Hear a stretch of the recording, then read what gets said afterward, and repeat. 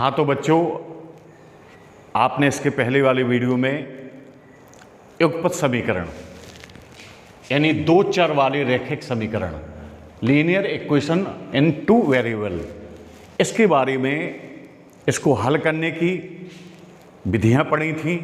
विस्तार रूप से एक एक एग्जाम्पल पढ़े थे। और अब हम इसके बाद चलते हैं, आज का बहुत ही महत्वपूर्ण टॉपिक है, इसी से पार्ट 2 मान लो इसको, युगपत समीकरण का। और वार्तिक प्रश्न हमने कल बताए थे कि कल वार्तिक प्रश्न जो है संख्या संबंधी है, संख्या संबंधी है, फिर वह आयु संबंधी भी है, ज्यामिति संबंधी है, ठीक है, भिन्न संबंधी हैं। तो इस प्रकार से हम अलग अलग टाइप के आज एक एक वार्तिक प्रश्न का एक या एक से अधिक एग्जाम्पल लेके चलेंगे और उन उदाहरणों को आपको बहुत अच्छी तरह समझना है। और जब समझ में आ जाएंगे तो आप जो वार्तिक प्रश्न आपको देखने को मिलेंगे वो पूरी तरह से आप लगाने लगेंगे, ठीक है ना। तो ठीक है बच्चों, तो हम आज प्रश्न शुरू करते हैं। पहला संख्या संबंधी, संख्या संबंधी प्रश्न है जो हमारा पहला क्वेश्चन है कि दो अंकों की एक संख्या का दहाई का अंक इकाई के अंक से 3 कम है यदि संख्या अंकों के योग की 4 गुनी है तो संख्या बताइए। ठीक है, सबसे पहले तो वार्तिक प्रश्न हो या कोई भी क्वेश्चन हो, मैथमेटिक्स का नियम होता है कि उस क्वेश्चन को पहले हम अच्छी तरह समझ लें। अगर एक बार में समझ में नहीं आ रहा है तो हम दोबारा पढ़ें। जब तक हम प्रश्न को नहीं समझेंगे, जब तक हम लगाना नहीं सीख सकते हैं। फिर प्रश्न पढ़ने में हमें क्या सावधानी रखना है? प्रश्न पढ़ने में हमें ये देखना है कि हमें क्या क्या दिया है, हमें क्या दिया है, और दिया के बाद हम ये देखते हैं हमें क्या ज्ञात करना है। ठीक है, फिर हम उस ज्ञात करने के लिए अपने कुछ उपाय या उससे संबंधित जो भी फार्मूला हैं उनको सोचते हैं। ठीक है, तो इसमें सबसे पहले शब्द आ रहा है कि 2 अंकों की संख्या। अब चूंकि लीनियर इक्वेशन इन 2 वेरिएबल, 2 अज्ञात राशियां और 2 अंकों की संख्या है, और 2 अंकों की संख्या में इकाई का अंक और दहाई के अंक का जिक्र है। मतलब इकाई के अंक की दहाई के अंक की चर्चा है और इकाई के अंक की चर्चा है। तो जब हम संख्या लिखते हैं, एक साधारण हम चर्चा कर रहे हैं, अभी इस क्वेश्चन पर अभी हम जाएंगे। जैसे संख्या है, मान लिया एक हमने एग्जाम्पल ले लिया कि संख्या है 25, 2 अंकों की एक संख्या क्या है 25।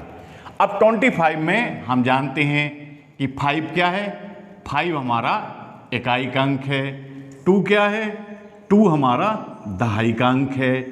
ठीक है, अब अगर हम इसको संख्या को अलग अलग रूप में लिखेंगे, बीजी व्यंजकों में लिखेंगे, तो बीजी व्यंजकों में लिखने के लिए हम सीधा XY नहीं लिख देंगे। जैसे हमने माना दहाई का अंक x है, मान लिया कि दहाई का अंक x है, इकाई का अंक y है। ठीक है, दहाई का अंक मान लिया x है, इकाई का अंक y है। अब हमें संख्या लिखना है, तो जिस प्रकार से ये 25 लिखा है, तो इसमें 2 दहाई, यानी दहाई में कितने का गुणा होता है 10 का, और 1 इकाई यानी वो 5 इकाई है। तो 5 इकाई है तो 5 गुणे 1 2 गुणे 10, यानी ये इस प्रकार से संख्या क्या होगी 20 + 5 यानी 25। ठीक है, तो दहाई के अंक पर उसकी वैल्यू कितनी होगी 10 का गुणा होगा। तो जब भी हम संख्या लिखेंगे या संख्या मानेंगे, कोई भी क्वेश्चन 2 अंकों वाली संख्या को जब भी हम मानेंगे, तो इसमें जैसे हमने दहाई का अंक x माना, तो संख्या क्या करेंगे 10 गुणे x धन इकाई का अंक क्या है y। इकाई के अंक में 1 का गुणा हमने इसीलिए नहीं किया कि 1 के गुणा करने में कोई अंतर नहीं आता है। तो संख्या हमारी क्या हो गई, संख्या हो गई 10x + y।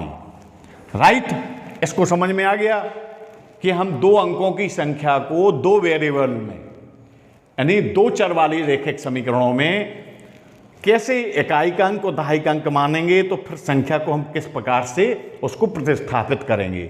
ठीक है, तो ये समझ में आ गया। अब इसके बाद हम आगे चलते हैं। ठीक, ओके।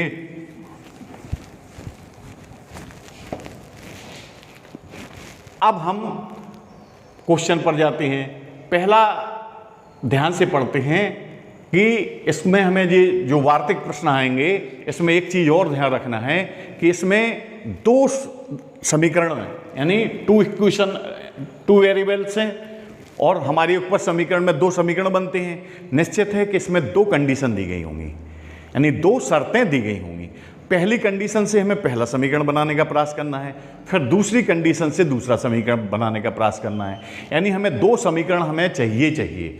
जब दो समीकरण बनेंगे फिर उनको हम सॉल्व करेंगे। सॉल्व करने की हमने कल विधियां बताई थी, विलोपन विधि, प्रतिस्थापन विधि, वज्रगुणनखंड विधि, और चौथी विधि ग्राफ विधि है। तो वैसे हमने कहा था ग्राफ विधि आपके कोर्स में नहीं है, मतलब 9th 10th में हम हो सकता है उसको, लेकिन हम उसको समझा देंगे लास्ट में। तो आपको फिर उसमें ये देखना है कि हम किस विधि का उपयोग करते हैं। वैसे सबसे ज़्यादा जो यूज की जाने वाली विधि है वो है विलोपन विधि। ठीक, तो पहले हम देखते हैं कि दो अंकों की एक संख्या का दहाई का अंक इकाई के अंक से 3 कम है। तो पहले तो हम संख्या मान लेते हैं। क्या ज्ञात करना है हमें ज्ञात करना है संख्या दो अंकों की।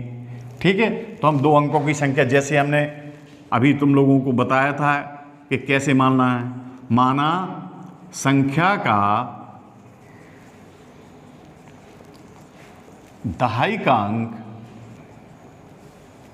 बराबर x और इकाई का अंक मान लिया, इकाई का अंक बराबर y।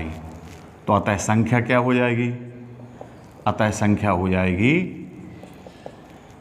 10, दहाई में कितने का गुणा करना है? 10 का, 10x धन y। ठीक है, ये समझ में आ गया ना। हमने इसीलिए समझा भी दिया था कि 10x प्लस y कैसे आ गई। दहाई का स्थान पर x है तो उसमें 10 का गुणा, धन इकाई का अंक लिख दिया, तो 10x प्लस y। अब हम देखते हैं फर्स्ट कंडीशन, यानी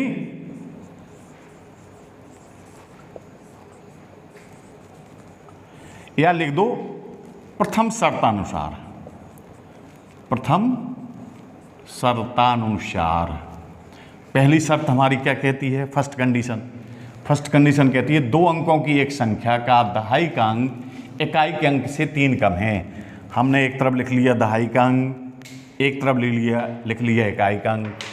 अब गौर से देखना, देखो संख्या के दहाई, क्या कहता है क्वेश्चन? पहली कंडीशन क्या कहती है? दहाई का अंक, दहाई के अंक में उंगली रखेंगे, दहाई का अंक इकाई के अंक से 3 कम है। यानी दहाई का अंक इकाई के अंक से 3 कम है। यदि दोनों को बराबर करना है तो या तो दहाई के अंक में 3 जोड़ दो या फिर इकाई के अंक में 3 कम कर दो, तो दोनों अंक बराबर हो जाएंगे। राइट, फिर से ध्यान से सुनो, दहाई का अंक इकाई के अंक से 3 कम है। कौन कम है? दहाई का अंक। बराबर करने के लिए हमने इकाई में 3 कम कर दिए तो बराबर हो गया। राइट, अब इसको हम y को इस तरफ ले आते हैं, पक्षांतर करते हैं लेफ्ट हैंड साइड में, तो y इस तरफ प्लस में है तो इस तरफ आ गया तो माइनस में। तो x माइनस वाई बराबर, संख्याओं को अधिकतर हम समीकरणों में ध्यान देते हैं कि संख्याओं को अधिकतर हम राइट हैंड साइड में रखते हैं और जो हमें अज्ञात राशियां हैं उनको हम लेफ्ट हैंड साइड में रखते हैं। ठीक है, तो पहली शर्त से एक समीकरण बन गया। अब हम देखते हैं दूसरी शर्त, सेकंड कंडीशन, यानी द्वितीय शर्तानुसार। सेकंड कंडीशन क्या कहती है? सेकंड कंडीशन कहती है कि यदि संख्या के अंकों के योग, यदि संख्या अंकों के योग की 4 गुनी है तो संख्या बताइए। संख्या क्या है हमारी? संख्या है 10x प्लस y है। ठीक है, अंकों का योग क्या हो गया? x plus Y. ये हो गया संख्या, ये हो गया उसके अंक। अंक क्या है? इकाई और दहाई, अंकों का योग। अब हम गौर से पढ़ते हैं, संख्या अंकों के योग की 4 गुनी है। संख्या अंकों के योग की 4 गुनी है। कौन 4 गुनी कौन है? 4 गुनी संख्या है। अब बराबर यदि करना है तो 4 का गुना, गुना मीन्स मल्टीप्लिकेशन, 4 गुनी यानी 4 गुना, संख्या अंकों के योग की 4 गुना है, तो बराबर करने के लिए हमने 4 का गुणा अंकों के योग में कर दिया तो संख्या के बराबर आ जाएगा। जब जे इससे 4 गुना था तो हमने इसमें 4 का गुना कर दिया, ठीक, इक्वल हो गया। अब इसको सॉल्व कर लेते हैं, तो 10x + y जे को तो लिखा रहेगा। इसका हम छोटा कोष्टक तोड़ते हैं तो 4 का अंदर गुणा करेंगे तो 4x, 4 का पहले x में होगा फिर 4 का y में होगा, तो 4x + 4y हो गया। अब हमने क्या बताया था कि अधिकतर जितने बीजी व्यंजक हैं, अज्ञात राशियाँ, उनको हम लेफ्ट हैंड साइड में ले आते हैं। तो 10x माइनस इस 4x को इस तरफ ले आए, प्लस y जे को तो लिख दिया, 4y को इस तरफ ले आए तो -4y बराबर 0। 10x में से 4x गए, कितना बचा? 6x। 10x प्लस के माइनस के 4x हैं तो 6x। अब यहाँ प्लस का 1y है और माइनस के 4y है, तो कितना बचेगा? प्लस का 1y और माइनस के 4y। किसके ज़्यादा हैं? माइनस के। तो माइनस के में से प्लस वाला घट गया, -4 में से +1 चला गया, तो माइनस के कितने बचे? 3y = 0।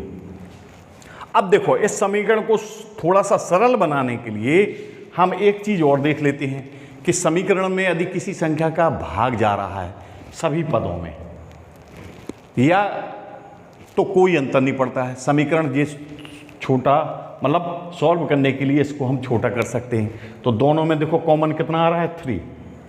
3 का 6 में भी भाग चला जाएगा, 3 का इसमें भी चला जाएगा, और 0 में तो चला ही जाएगा, 0 आएगा, 3 का भाग जाएगा। तो हम क्या करें?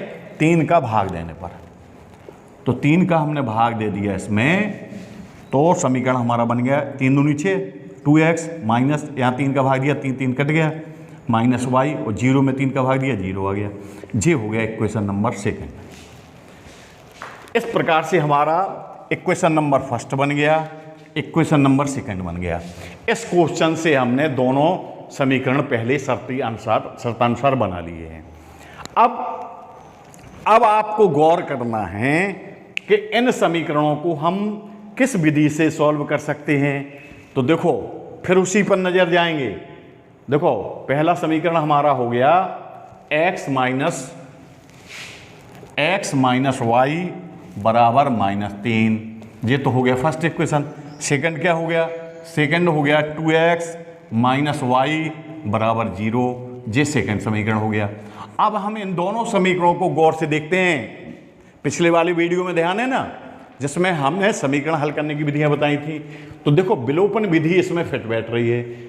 y के गुणांक यहाँ पर बराबर हैं और 1 से चिन्ह है, तो 1 से चिन्ह है तो हम क्या करेंगे? घटाने पर करेंगे। तो ठीक है, अभी इतने भाग का यदि आप लोग चाहो तो स्क्रीनशॉट ले लो।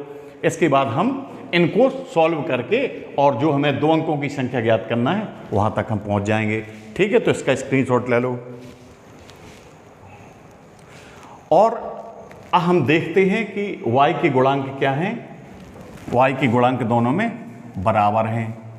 ठीक है, यहाँ भी y है, वहाँ यहाँ भी y है, दोनों के चिन्ह भी बराबर हैं। तो हमने बताया था यदि गुणांक बराबर कर लेते हैं विलोपन विधि में, तो हम विलोपन विधि क्योंकि सबसे ज़्यादा यूज होती है और सिंपल भी लगती है। ठीक है, तो अब गुणांक जब बराबर अपने आप हैं, चिन्ह भी बराबर हैं, जब चिन्ह बराबर हैं तो क्या करते हैं? हमने क्या बताया था? घटाने पर करेंगे। अगर विपरीत चिन्ह होते तो जोड़ने पर करते थे, क्योंकि हमें एक चीज़ का, दोनों में से एक चीज़ का विलोप करना है। एक अज्ञात राशि का विलोप करना है, तब तो दूसरी अज्ञात राशि निकालेगी। तो इसमें हम क्या कर दें? 1 से चिन्ह है तो क्या कर देंगे? घटाने पर, बाई सब्ट्रैक्शन, यानी बाई सब्ट्रैक्शन करेंगे। तो यहाँ पर जब कोई चिन्ह नहीं है तो माइनस आ जाएगा, यहाँ माइनस है तो यहाँ प्लस आ जाएगा। यहाँ मान लो प्लस माइनस कुछ भी हो सकता है, तो कोई भी चिन्ह कर दो, 0 में कोई फर्क नहीं पड़ता है, चाहे यहाँ प्लस लिख दो चाहे माइनस लिख दो। तो यहाँ माइनस का y और प्लस का y, ये दोनों कट गए। ठीक है, तो अब यहाँ माइनस के 2x है, प्लस का x है, तो माइनस का क्या बचा? x बराबर, यहाँ माइनस क्या बचा?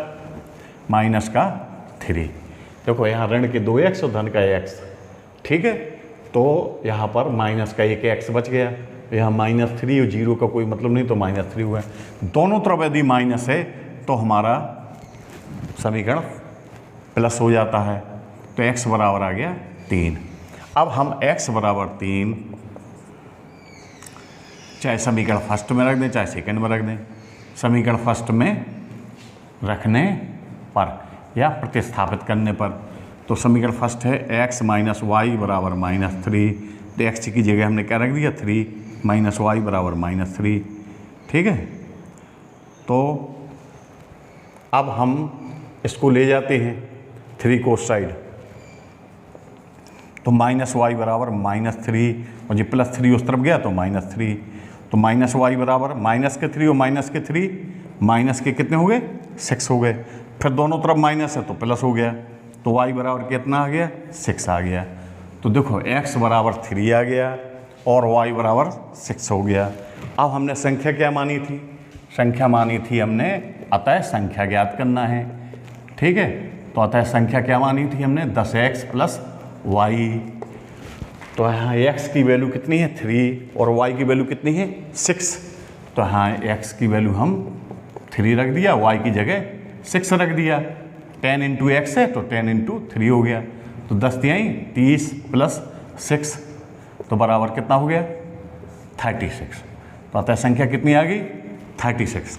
अगर हम क्वेश्चन को देखें, उत्तर की जांच यदि हमें करना है, देखो स्वयं हम आंसर की जांच कर सकते हैं कि जी हमारा आंसर सही है कि नहीं है। पहली कंडीशन क्या थी, ध्यान है क्वेश्चन की, पहली कंडीशन थी कि संख्या के दहाई का अंक इकाई के अंक का दहाई का अंक इकाई के अंक इकाई के अंक से 3 कम है। संख्या का दहाई का अंक इकाई के अंक से 3 कम है। तो देखो दहाई का अंक कितना है 3, दहाई का अंक कितना है, दहाई का अंक है 3 और इकाई का अंक है 6। तो दहाई का अंक इकाई के अंक से 3 कम है कि नहीं है, यानी 3 6 से कितना कम है 3 कम है। तो हमारी पहली कंडीशन सही हो गई। फिर दूसरी कंडीशन ये कहता था कि संख्या उसके अंकों के योगफल से, अंक हो गए 3 + 6 और संख्या हुई 36, तो संख्या अंकों के योगफल के 4 गुनी हैं। संख्या कितनी गुनी है 4 गुनी। तो देखो हमने बराबर करने के लिए क्या किया था, इसमें 4 का गुणा कर दिया था। तो 4 × 3 और 6 कितना हो गए 9, तो 36 × 9 वो 36 बराबर 4 × 9 36, यानी अंकों का योग कितना आ गया, अंकों का योग 9 आ गया। और संख्या अंकों के योग की 4 गुनी है कि नहीं है, 9 चौको 36।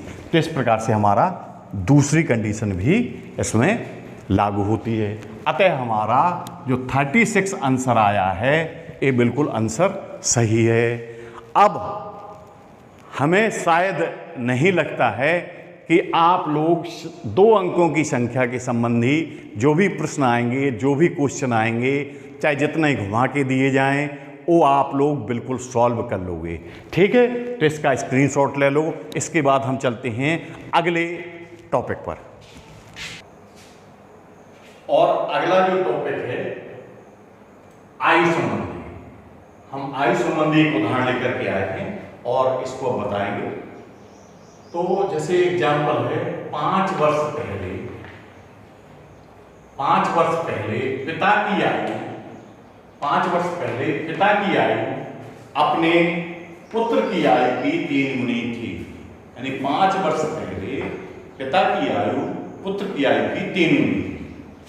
10 वर्ष बाद पिता की आयु अपने पुत्र की आयु की 2 गुनी हो जाएगी और 10 वर्ष बाद पिता की आयु पुत्र की आयु की 2 गुनी हो जाएगी। तो पिता एवं पुत्र की वर्तमान आयु ज्ञात करो। यानी हमें 2 वेरिएबल यानी 2 अज्ञात राशियां हमें ज्ञात करना है। क्या ज्ञात करना है, एक तो पिता की उम्र, एक पुत्र की उम्र। ठीक है, तो हम इसमें मान लेंगे, माना सॉल्यूशन इसका माना पिता की वर्तमान आयु, ठीक है, माना पिता की आयु वर्तमान आयु x वर्ष है। अब पुत्र की वर्तमान आयु, तो पुत्र की वर्तमान आयु हमने मान ली y वर्ष है, ठीक है। अब फर्स्ट कंडीशन हम जो कहते हैं कि पहली शर्त क्या कहती है, ठीक है, प्रथम शर्त अनुसार पहली शर्त कहती है 5 वर्ष पहले पिता की आयु उसके पुत्र की आयु की 3 गुनी थी। कब की बात हो रही? 5 वर्ष पूर्व की बात हो रही। तो थोड़ा सा पूर्ववाद को समझ लो, पूर्व या इसी को हम पहले।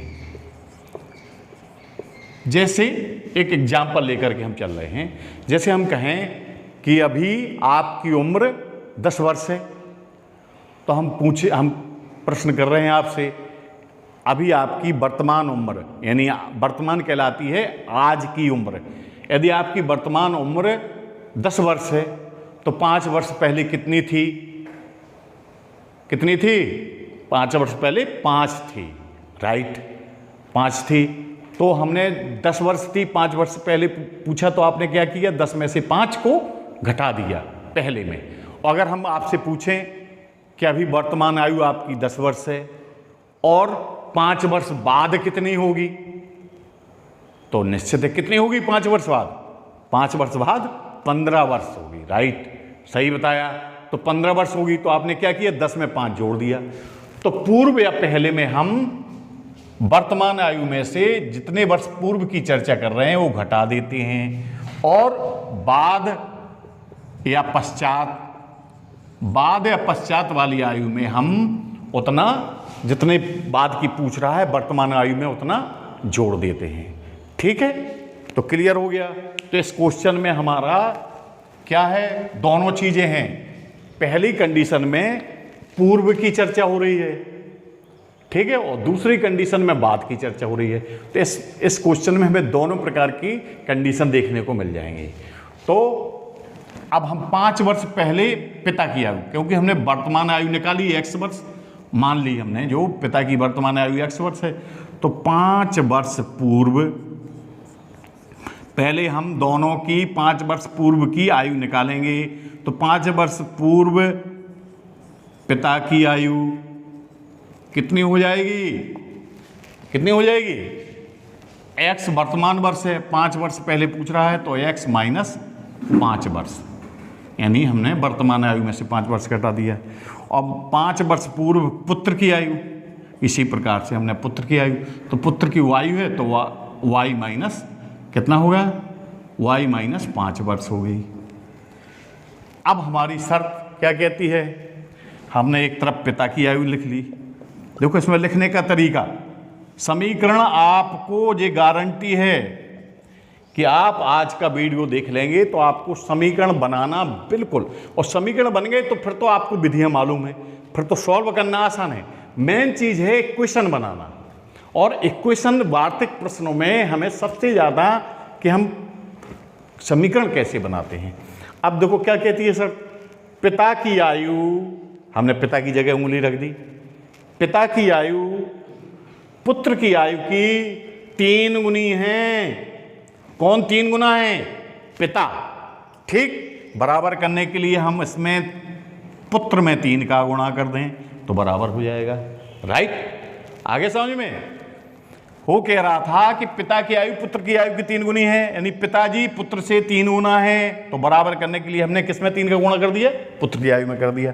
अब इसको सॉल्व कर लो, x माइनस 5 बराबर 3 का अंदर मल्टीप्लाई कर दें तो 3y माइनस, पहले 3 का y में हुआ 3y माइनस 3 का 5 में हुआ, 3 पचे 15। अब हमने क्या कहा था?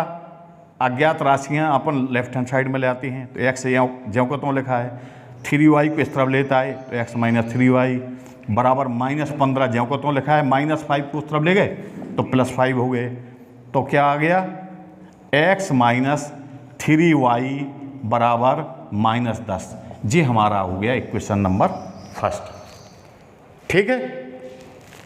अब हम चलते हैं सेकंड कंडीशन। द्वितीय शर्त क्या कहती है? द्वितीय शर्त कहती है 10 वर्ष बाद पिता की आयु पुत्र की आयु की दोगुनी हो जाएगी। सबसे पहले तो हम 10 वर्ष बाद पिता की आयु निकाल लें। तो निश्चित है बाद या पश्चात में क्या हो जाता है, हमने बताया भी है कि बाद या पश्चात में जुड़ जाती है। तो वर्तमान आयु x + 10 और 10 वर्ष पश्चात पुत्र की आयु कितनी हो जाएगी? y + 10 वर्ष हो जाएगी। ठीक है, दोनों की हमने 10 वर्ष पश्चात निकाल ली। अब यहाँ हमने पिताजी की 10 वर्ष पश्चात की उम्र रख दी, यहाँ पर हमने पुत्र की 10 वर्ष पश्चात की रख दी उम्र। अब हम पढ़ते हैं कंडीशन क्या कहती है? 10 वर्ष पश्चात पिता की आयु पुत्र की आयु की दोगुनी थी, दोगुनी हो जाएगी। तो दोगुनी हो जाएगी यानी पिताजी इससे दोगुना हो जाएंगे पुत्र से। तो हम बराबर करने के लिए पुत्र को दोगुना कर देते हैं। राइट, कोई दिक्कत? ठीक, तो x + 10 = 2y + 20। तो x - 2y = 20, 10 को उस तरफ ले गए, 20 - 10, तो x - 2y = 10। ये आ गया सेकंड समीकरण। ठीक, इस प्रकार से हमारे दोनों समीकरण बन जाते हैं। इसका स्क्रीनशॉट लेना चाहो तो इसका स्क्रीनशॉट ले लो। ठीक, तो हमारी पहली शर्त से आ गया समीकरण x - 3y = -10 और दूसरी शर्त से आ गया x - 2y = 10। अब हम इसको देखते हैं किस विधि से हल हो जाएगा। निश्चित है कि जो है x के गुणांक बराबर दिख रहे हैं। जब x के गुणांक बराबर दिख रहे हैं और 1 से चिन्ह हैं तो हम क्या कर देंगे? घटाने पर। ठीक है, अब घटाने पर करेंगे तो यहाँ चिन्ह बदल जाएंगे। x से x कट गया, माइनस का 3y प्लस का 2y, माइनस का y बचा, माइनस के 10 और माइनस के 10 माइनस के 20 हो गए, दोनों तरफ माइनस और प्लस हो गया तो y = 20 आ गया। अब y = 20 समीकरण फर्स्ट में रख दो चाहे सेकंड में रख दो, फर्स्ट में रखने पर तो समीकरण फर्स्ट क्या है? x - 3 × y की जगह 20 रख दिया बराबर -10। तो x - 20 30 60 बराबर -10। ठीक है, अब इसको हम 60 को उस तरफ ले जाएं तो x बराबर 60 - 10, तो x बराबर कितना आ गया? 50। तो x का मान 50 आ गया, y का मान 20 आ गया। ठीक है, तो हमने x क्या माना था उत्तर लिख देंगे। अतः पिता की वर्तमान आयु हो गई x = 50 वर्ष। ठीक है, और पुत्र की y मानी थी, y बराबर कितना आया? 20 वर्ष आ गया। ये दोनों आंसर हो गए। ठीक है, लेकिन अब ये ध्यान रखना जैसे उत्तर की जांच करना है, उत्तर की जांच यहाँ तो आ गया 50 और 20 वर्ष आ गए दोनों। अब उत्तर की जांच करना है तो हम इसको थोड़ा सा शॉर्ट रूप में जल्दी उत्तर की जांच करने का प्रयास करेंगे। पहली शर्त क्या कहती है? ध्यान से पढ़ो। पहली शर्त कहती है 5 वर्ष पहले पिता की आयु पुत्र की आयु की 3 गुनी थी। 5 वर्ष पहले दोनों की निकाल लें आयु। 5 वर्ष पहले पिता जी कितने हो जाएंगे? 50 में से 5 चला गया 45। 5 वर्ष पहले पुत्र कितना हो जाएगा? 15। तो पिताजी पुत्र से 3 गुने हैं कि नहीं है? 15 और 45 यानी 15 × 3 45, 3 गुना है। तो पहली कंडीशन हमारी सही। दूसरी कंडीशन को चेक करते हैं। 10 वर्ष बाद, अब पहले दोनों की 10 वर्ष बाद निकाल लो। 10 वर्ष बाद पिताजी कितने हो जाएंगे? 50 10 60। 10 वर्ष बाद पुत्र कितने हो जाएंगे? 20 + 10 30 वर्ष। अब क्या कहता है कि पिताजी पुत्र से दुगने हैं। 10 वर्ष बाद पिता की आयु अपने पुत्र की आयु की 2 गुनी हो जाएगी, यानी 30 दूनी 60। इसका मतलब हमारे जो आंसर आए हैं, पिताजी की उम्र 50 वर्ष वर्तमान आयु और पुत्र की 20 वर्ष, बिल्कुल सही है, ओके है। अब आपको आयु संबंधी सवाल, कोई भी सवाल मिल जाए, मैं गारंटी लेता हूं यदि आप इस क्वेश्चन को अच्छी तरह समझ लेंगे तो आपको बिल्कुल कोई प्रॉब्लम नहीं होगी। अब हम चलते हैं अगला प्रॉब्लम लेकर के।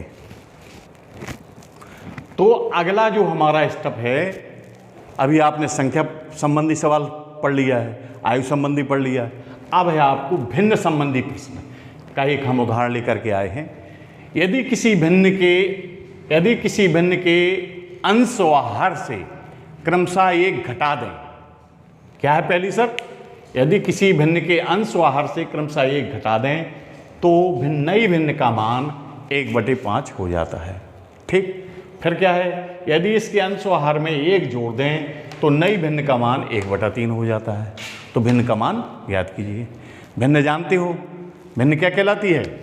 भिन्न माने होता है अंश बटे हर, यानी माना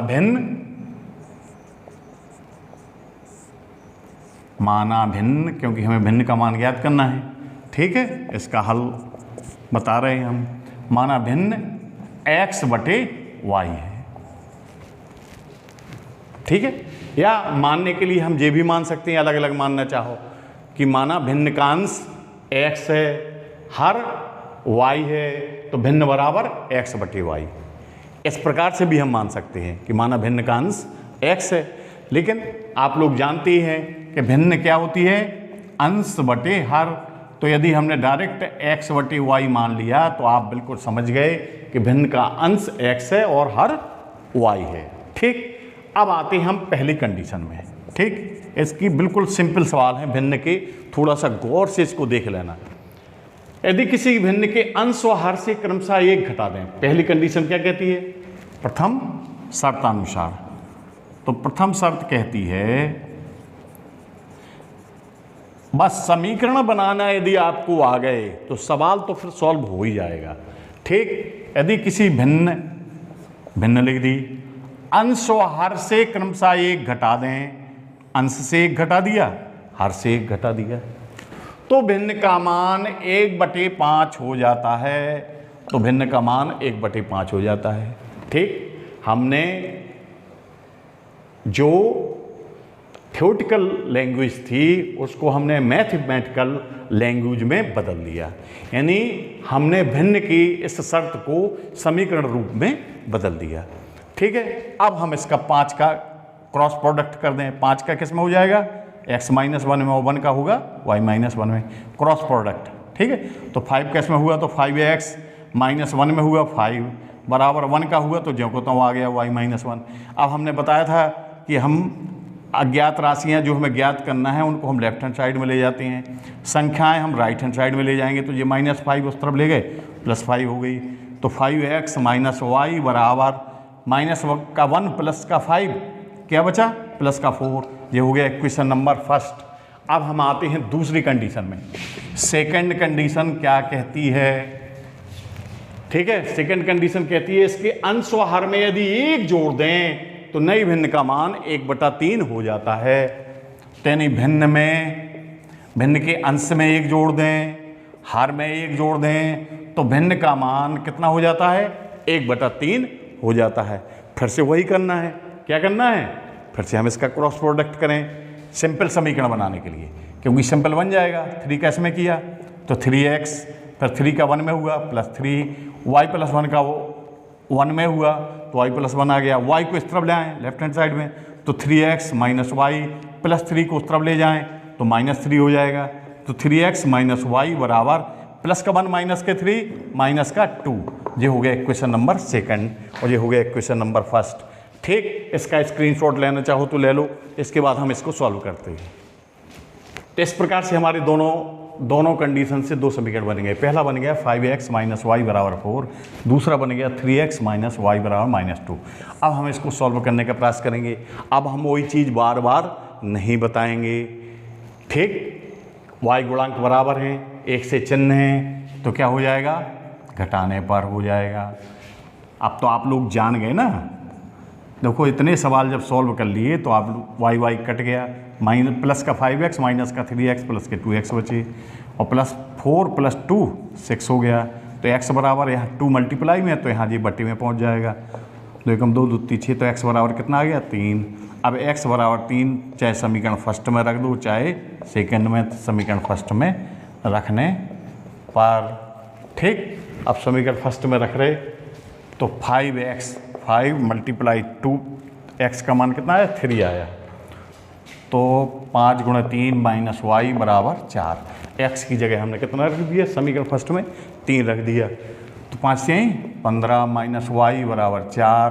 तो -y = 15 को उस तरफ ले गए, ठीक है। तो 4 जब होता है 15 उस तरफ जाएगा माइनस में हो जाएगा। -y बराबर प्लस के 4 माइनस के 15, प्लस के 4 माइनस के 15 कितना उत्तर आएगा? किसके ज़्यादा है? माइनस के ज़्यादा है ना, माइनस के 15 ज़्यादा हैं, प्लस के 4 चले गए तो माइनस के कितने बचे? 11। दोनों तब माइनस से प्लस हो गया तो y = 11 हो गए। अतः y = 11 आ गया मान और x = 3 आ गया। अतः हमने भिन्न क्या मानी थी? भिन्न मानी थी x/y, यानी x का मान 3/y का मान 11। तो 3/11 जी आंसर हो गया। ठीक, अब उत्तर की जांच यदि करना चाहो, अब तो आप लोग हमारी समझ में तो आता है कि अब आप उत्तर की जांच इसकी स्वयं कर लोगे। जैसे पहली कंडीशन क्या थी कि दोनों में से एक घटा दें। 3 में से 1 घटाओ 2 बचा, ठीक। 11 में से 1 घटाओ 10 बचा। तो 2 एकम 2, 2 पंचे 10। भिन्न का मान कितना हो जाता है? 1/5 हो जाता है। दूसरी शर्त क्या थी? दोनों में यदि 1 जोड़ दें, 3 में 1 जोड़ा 4, 11 में 1 जोड़ा 12, 4 एकम 4, 4 3 12। तो भिन्न का मान कितना हो जाता है? 1/3 हो जाता है। ठीक, तो हमारे उत्तर की जांच भी हो गई। ठीक, अब तो वैसे भी आपको कम से कम ये 6वां 7वां सवाल है। पहले हमने विधियों में समझाए थे एग्जाम्पल, आज अब तो हम आपको जो अगला क्वेश्चन आएगा, ठीक है, उसमें हम समीकरण बना देंगे और उस समीकरण को सॉल्व आपको करना है। ठीक है, ओके। और चौथी वाली जो कंडीशन आती है यानी ज्यामिति संबंधी क्वेश्चन। तो इसमें वैसे ज्यामिति संबंधी भी क्वेश्चन हो गया और इसमें अनुपात का भी। तो इसमें 2 टॉपिक एक साथ कंप्लीट हो रहे हैं। एक तो ज्यामिति संबंधी भी इस क्वेश्चन में है और दूसरा अनुपात समानुपात संबंधी भी आपके जो समीकरण के सवाल हैं वो भी इसमें समाहित है। यानी 2 चीज़ों का ये मिश्रण है ये क्वेश्चन। ठीक है, क्या है क्वेश्चन हम पढ़ते हैं। एक त्रिभुज के 2 कोणों में 5:4 का अनुपात है। ठीक है, एक त्रिभुज के 2 कोणों में 5:4 का अनुपात है। ठीक, यदि उनमें से एक कोण दूसरे कोण से 10 अंश अधिक हो तो त्रिभुज के सभी कोण ज्ञात कीजिए। अब देखो क्वेश्चन के हम पढ़ लिया हमने क्वेश्चन और हमें पूछ रहा है वो त्रिभुज के सभी कोण ज्ञात कीजिए। तो हमें ये मालूम है त्रिभुज का हमने बता दिया था आपको। त्रिभुज में कुल कितने कोण होते हैं? त्रिभुज में कुल 3 कोण होते हैं। और ये भी हम जानते हैं कि त्रिभुज के तीनों कोणों का योगफल कितना होता है? त्रिभुज के तीनों कोणों का योगफल 180 अंश होता है। यदि आपको 2 कोण पता चल जाए, 2 कोणों की मान यदि आपको पता चल जाए किसी भी त्रिभुज के, जैसे हम कहें कि एक कोण 30 अंश का, एक 60 अंश का है, तो तीसरा कोण कितने का होगा? तो आपको पता है कि एक तीनों कोणों का योगफल 180 होता है। तो 2 कोण बता दिए 30 और 60 के, तो एक 30, ठीक है, दूसरा 60, कितना हो गया? 90 अंश हो गया। और तीनों कोणों के योग में से हम 2 कोणों का योग घटा दें तो तीसरा कोण कितने का निकल आया? 90 अंश का। तो त्रिभुज के वो सभी कोण पूछ रहा है तो इसमें घबराने की कोई ज़रूरत नहीं है। अगर हम त्रिभुज के, क्योंकि 2 कोणों की कंडीशन दी गई है, अगर हम 2 कोण निकाल लेंगे तो तीसरा कोण तो हम आसानी से निकाल लेंगे। यानी दोनों कोणों को जोड़ करके 180 में से घटा देंगे। ठीक, तो अब हम मानते हैं दो ही कोणों को लेकर के चलेंगे हम अभी। ठीक है, माना त्रिभुज का पहला कोण x है, x अंश है, और दूसरा कोण y अंश है। ठीक है, या अंश बार बार ना लिखना चाहो तो कोई दिक्कत नहीं है, x y मान लिए। ठीक है, और आंसर में हम अंश लिख देंगे। बार बार अंश लिखने में थोड़ा समीकरण सॉल्व करने में थोड़ी सी प्रॉब्लम आ सकती है। ठीक है, तो अब पहली शर्त क्या कहती है? प्रथम शर्त अनुसार फर्स्ट कंडीशन क्या कहती है? ठीक है, प्रथम शर्तानुसार ध्यान से पढ़ते हैं। एक त्रिभुज के दो कोणों में 5:4 का अनुपात है, यानी x अनुपात y बराबर 5:4। ठीक है, मतलब दोनों कोणों में 5:4 का अनुपात हो गया। अनुपात का मतलब क्या होता है? बटे, हम जानते हैं x/y बराबर 5/4। क्रॉस प्रोडक्ट कर दो, x का 4 में हुआ तो 4x बराबर, फिर 5 का y में हुआ 5y हो गया। 5y को हम इस तरफ ले आते हैं तो 4x - 5y बराबर 0। ये हो गया पहला। ठीक, कोई प्रॉब्लम? पहली कंडीशन से हमने पहला इसका समीकरण निकाल लिया। ठीक, अब हम देखते हैं दूसरी कंडीशन। द्वितीय शर्तानुसार यानी सेकंड कंडीशन क्या कहती है? सेकंड कंडीशन क्या कहती है? यदि उनमें से एक कोण दूसरे कोण से 10 अंश अधिक हो, यानी एक कोण ये हो गया x, एक हो गया y। वो कह रहा है कि एक कोण दूसरे कोण से 10 अंश अधिक है। मान लो कि 10 अंश अधिक, x 10 अंश अधिक है, तो बराबर करने के लिए हमने y में 10 जोड़ दिया तो ये बराबर हो गया। ठीक, कोई दिक्कत? यानी एक कोण दूसरे कोण से 10 अंश अधिक था तो माना कि x अधिक है। इसमें इस कंडीशन में हम किसी को भी अधिक मान सकते हैं। ठीक है, लेकिन किसी एक को तो माननी पड़ेगा हमें हल करने के लिए, तभी समीकरण बनेगा। तो x हमने मान लिया कि 10 अधिक है, तो बराबर करने के लिए y में 10 जोड़ दिया। अब y को हम इस तरफ 75 करेंगे तो y को इधर लाए तो माइनस में हो गया बराबर 10। ये बन गया सेकंड समीकरण। ठीक, अब दोनों समीकरण इसके बन गए। अब हम इसका इतना स्क्रीनशॉट लेना चाहो तो ले लो, इसके बाद हम इसको सॉल्व करेंगे। ठीक है, तो हमारा पहला समीकरण बन गया 4x - 5y बराबर 0। दूसरा बन गया x - y बराबर 10। अब इसमें हम वही विलोपन विधि के लिए देखते हैं तो गुणांक तो कोई बराबर नहीं है, ना x के दोनों के बराबर है ना y। तो x को यदि हम बराबर करेंगे तो समीकरण सेकंड में कितने का गुणा करना पड़ेगा? 4 का गुणा करना पड़ेगा।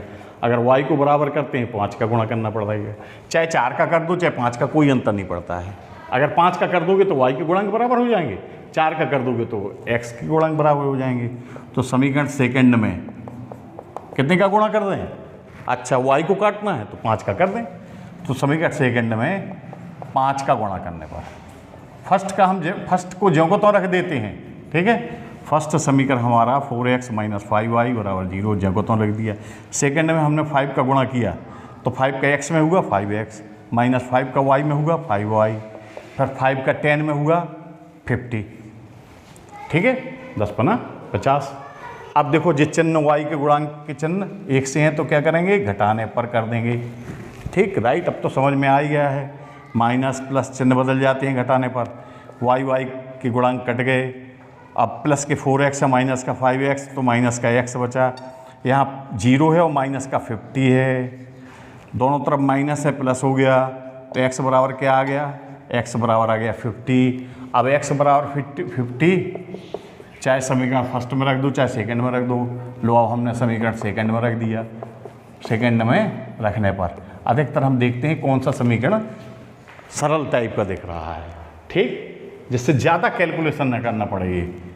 कैलकुलेशन का नियम होता है कि बस पर हम ये प्रयास करते हैं कि समीकरण हो या कोई भी कैलकुलेशन हो, अधिकतर हम मैक्सिमम इन चीज़ों से बचते हैं कि हमारा कैलकुलेशन कितना सिंपल से सिंपल बना रहे, जिससे गलती होने की संभावनाएं भी कम रहती हैं और सवाल भी जल्दी सिद्ध हो जाता है। तो हमारा जो मैथ का रूल है, हम बार बार आपको याद करवाते हैं, स्पीड एंड ट्रुथ, वो हमारा बरकरार रहे, स्पीड भी बनी रहे और सही भी सवाल लगते रहे। ठीक, तो इस प्रकार से हमने x की वैल्यू रख दी तो -y बराबर 50 को उस तरफ ले गए तो 10 - 50, तो -y बराबर यहाँ प्लस का 10 माइनस के 50 माइनस का 40 बचा। दोनों तरफ माइनस से प्लस हो गया तो y बराबर 40 आ गया। तो y का मान 40 हो गया, x का मान 50 हो गया। आता है पहला कोण कितना आ गया? अतः त्रिभुज का पहला कोण x माना था तो 50 अंश आ गया। दूसरा y माना था तो कितना आ गया? 40 अंश आ गया। अब तीसरा और रह गया है, तो तीसरा कोण हमने क्या बताया था कि त्रिभुज के तीनों कोणों का योगफल 180 होता है, और तो इन दोनों को जोड़ करके 180 में से घटा देंगे तो तीसरा निकल आएगा। तो 180 - 40 + 50 यानी 180 माइनस 90, तो यानी कितना आ गया 90 अंश। तो तीनों कोण को कितने कितने हो गए, पहला हो गया 50 अंश, ठीक, 50 डिग्री हो गया, दूसरा 40 डिग्री हो गया और तीसरा 90 डिग्री हो गया। इस प्रकार से ये तीनों आंसर, पहला दूसरा तीसरा, तीनों आंसर इसके निकल आए। ठीक, ओके। तो इस प्रकार से हमने ज्यामिति संबंधी भी बता दिए। अभी वैसे एक दो और हैं अनुपात समानुपात संबंधी भी, लेकिन अब अधिकतर हमें ये विश्वास है, पूर्ण विश्वास है कि हमने युगपत समीकरण को पहले वीडियो में आपको विधियां बताई थी और दूसरे वीडियो में हमने वार्तिक प्रश्न बता दिए हैं। अब आपको जितने भी एग्जाम्पल हैं क्लास 8th में और 9th में भी हैं, क्लास 8th और 9th में जितने भी आपको एग्जाम्पल मिलें, कहीं भी मिलें, तो आपको इस टाइप के क्वेश्चन सॉल्व करना है। और ये आगे आपको अगली कक्षाओं में भी और ख़ास तौर से कंपटीशन में भी आपको ये प्रश्न काम करेंगे, ठीक है। तो आपको एक मेथड मिल गया है, आपको एक बिल्कुल डीपली मेथड, इसीलिए हम बिल्कुल बेसिक चीज़ों को लेकर के चलते हैं और प्रयास करते हैं कि हमारे बच्चे, जो हमारे बेसिक विद्यालयों के बच्चे हैं, ग्रामीण क्षेत्र के बच्चे हैं या शहरी क्षेत्र के बच्चे हैं, तो अगर हमारा बेस मजबूत हो जाएगा मैथ में, ख़ास तौर से हमारी मैथ, हमने आपको बताया है कि जितने भी कंपटीशन होते हैं वो 6th से लेके 10th तक की मैथ ही आती है, बल्कि 6th to 8th सबसे ज़्यादा 6, 7, 8 की मैथ ज़्यादा कंपटीशन में होती है, मैक्सिमम 90%, 5% 9th 10th की मान लो और 5% 5th क्लास से 6th क्लास से नीचे वाली मान लो। तो ये वाली मैथ यदि आपको पूर्ण रूप से, आपको स्थायी रूप से बैठ गई तो ये जीवन में हमेशा आपको काम आएगी, कभी आप गणित में कमजोर नहीं रहेंगे। तो इसीलिए मेरे प्यारे बच्चों, आप लोग बराबर इन वीडियो को पढ़ते रहो, देखते रहो, और जितने भी हमारे बच्चे बेसिक विद्यालय के हैं या शहरी ग्रामीण क्षेत्र के हैं, जहाँ के भी हैं, जो भी इन वीडियो को देखता है, यदि आपको ये अच्छे लगते हो तो आप सब्सक्राइब करें, लाइक करें, कोई है, ठीक है, और शेयर भी कर सकते हैं और अपने मित्रों को भी बताएं। मेरा जो प्रयास है, मेरा यही प्रयास है कि हर बच्चा शिक्षा से वंचित ना हो और गणित का जो हवा बना हुआ है, गणित आपको बिल्कुल सिंपल मेथड से पढ़ने को मिल जाए, जिससे आपके जीवन में गणित हमेशा नंबर 1 गणित में बने रहें। यही मेरी शुभकामनाओं सहित धन्यवाद।